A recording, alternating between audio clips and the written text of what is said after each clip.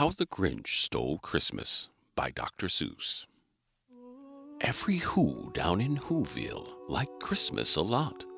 But the Grinch, who lived just north of Whoville, did not. The Grinch hated Christmas, the whole Christmas season. Now, please don't ask why. No one quite knows the reason. It could be that his head wasn't screwed on quite right. It could be perhaps that his shoes were too tight. But I think the most likely reason of all may have been that his heart was 2 sizes too small.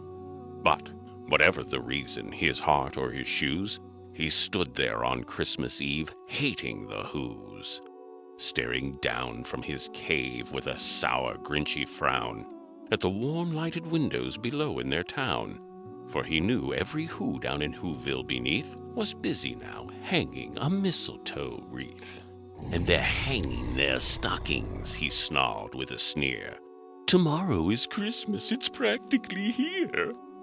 Then he growled with his Grinch fingers nervously drumming. I must find a way to keep Christmas from coming. For tomorrow he knew all the Who girls and boys would wake up bright and early, they'd rush for their toys.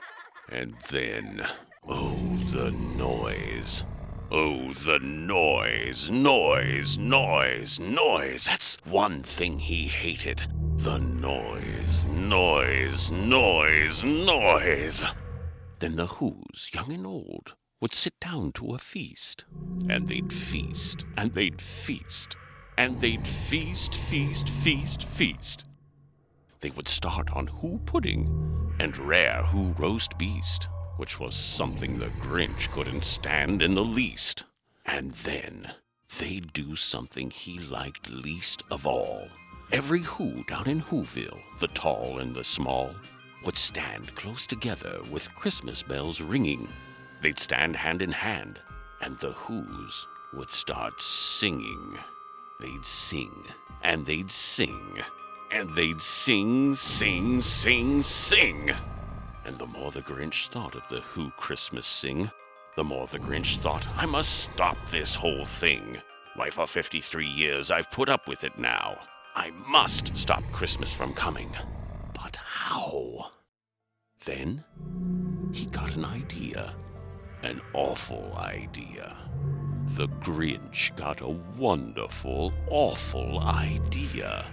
I know just what to do, the Grinch laughed in his throat. And he made a quick Santa Claus hat and a coat. And he chuckled and clucked, what a great Grinchy trick. With this coat and this hat, I look just like Saint Nick. All I need is a reindeer. The Grinch looked around. But since reindeer are scarce, there was none to be found. Did that stop the old Grinch? No, the Grinch simply said, if I can't find a reindeer, I'll make one instead. So he called his dog Max, then he took some red thread, and he tied a big horn on the top of his head. Then he loaded some bags and some empty old sacks on a ramshackle sleigh, and he hitched up old Max.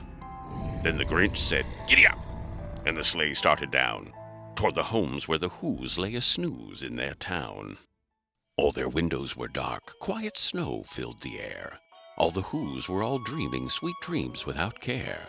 When he came to the first house in the square. This is stop number 1, the old Grinchy Claus hissed. And he climbed to the roof, empty bags in his fist. Then he slid down the chimney, a rather tight pinch. But if Santa could do it, then so could the Grinch. He got stuck only once for a moment or two. Then he stuck his head out of the fireplace flue, where the little Who stockings all hung in a row. These stockings, he grinned, are the first things to go. Then he slithered and slunk with a smile most unpleasant around the whole room, and he took every present. Pop guns and bicycles, roller skates, drums, checkerboards, tricycles, popcorn, and plums. And he stuffed them in bags. Then the Grinch very nimbly stuffed all the bags one by one up the chimney.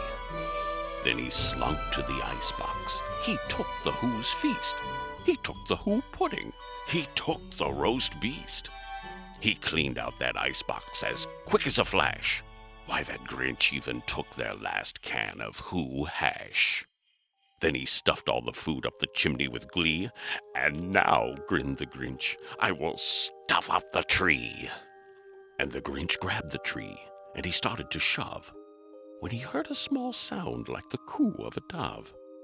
He turned around fast, and he saw a small who, little Cindy Lou who was no more than 2. The Grinch had been caught by this little who daughter, who'd got out of bed for a cold cup of water. She stared at the Grinch and said, "Santa Claus, why? Why are you taking our Christmas tree? Why?" But you know, that old Grinch was so smart and so slick, he thought up a lie and he thought it up quick. "Why, my sweet little tot," the fake Santa Claus lied, "there's a light on this tree that won't light on one side. So I'm taking it home to my workshop, my dear. I'll fix it up there, then I'll bring it back here." And his fib fooled the child, and he patted her head, and he got her a drink, and he sent her to bed. And when Cindy Lou Who went to bed with her cup, he went to the chimney and stuffed the tree up. Then the last thing he took was the log for their fire. Then he went up the chimney himself, the old liar. On their walls he left nothing but hooks and some wire. And the one speck of food that he left in the house was a crumb that was even too small for a mouse. Then he did the same thing to the other Who's houses, leaving crumbs much too small for the other Who's mouses. It was 1:15 dawn, all the Who's still abed, all the Who's still a snooze, when he packed up his sled. Packed it up with their presents, their ribbons, their wrappings, the tags and the tinsel, the trimmings, the trappings. 3,000 feet up the side of Mount Crumpet, he rode to the tip-top to dump it. "Pooh, pooh, to the Who's," he was Grinchishly humming. "They're just finding out now that no Christmas is coming. They're just waking up, I know just what they'll do. Their mouths will hang open a minute or two. Then all the Who's down in Whoville will all cry, boo-hoo-hoo." "That's a noise," grinned the Grinch, "that I simply must hear." So he paused, and the Grinch put a hand to his ear. And he did hear a sound rising over the snow. It started in low, then it started to grow. But the sound wasn't sad. Why, this sound sounded merry. It couldn't be so, but it was merry. Very. He stared down at Whoville. The Grinch popped his eyes. Then he shook. What he saw was a shocking surprise. Every Who down in Whoville, the tall and the small, was singing without any presents at all. He hadn't stopped Christmas from coming. It came. Somehow or another, it came just the same. And the Grinch, with his Grinch feet ice cold in the snow, stood puzzling and puzzling. How could it be so? It came without ribbons. It came without tags. It came without packages, boxes, or bags.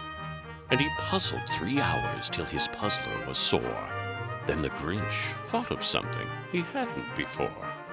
Maybe Christmas, he thought, doesn't come from a store. Maybe Christmas, perhaps, means a little bit more. And what happened then? Well, in Whoville they say that the Grinch's small heart grew 3 sizes that day. And the minute his heart didn't feel quite so tight, he whizzed with his load through the bright morning light, and he brought back the toys and the food for the feast, and he himself, the Grinch, carved the roast beast.